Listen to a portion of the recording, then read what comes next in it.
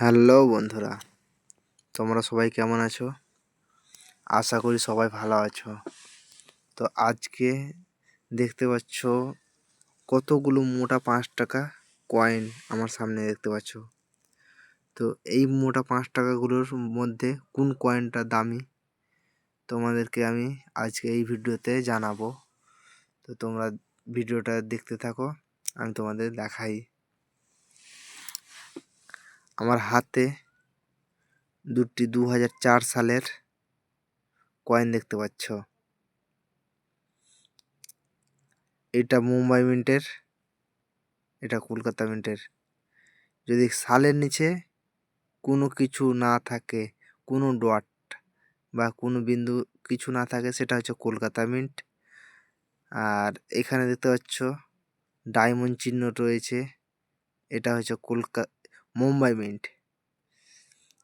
আর যদি এখানে স্টার থাকে তবে ওটা হবে হায়দ্রাবাদ মিন্ট। এখানে যদি গোল ডট থাকে তবে সেটা হবে নয়রা মিন্ট।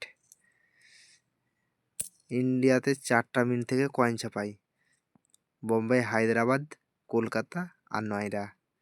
তো এই 2004 সালের কোন কয়েনটা দামি তোমাদের দেখাই।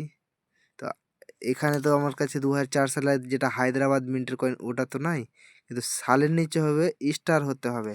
এমন স্টার, এই যে দেখো 1998 সালের নিচে যেমন স্টার রয়েছে। বুঝতে পারছো না ভালোভাবে? আমি ভালো করে দেখাই ভিডিওটায়। দেখো স্টার রয়েছে, এরকম 5 পয়েন্ট স্টার হতে হবে সালের নিচে। একটু ভালোভাবে দেখে নাও। যদি 2004 সালের নিচে, আমি এটা দেখাচ্ছি মানে এই কয়েনটা দামি না।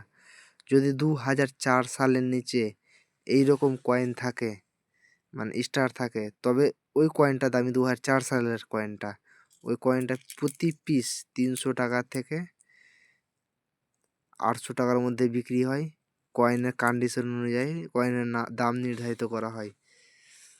এবার ভাববেন না যে 800 টাকা বললাম তো 800 টাকা, 300, 400, 500, 600, 700 টাকাও বিক্রি হয়। যেমন কন্ডিশন থাকবে তেমন দাম। কয়েন ও নোট বিক্রি করার জন্য কাউকে কখনো রেজিস্ট্রেশন ফি হিসেবে টাকা দেবেন না। যারা টাকা চায় তারা সম্পূর্ণভাবে প্রতারক।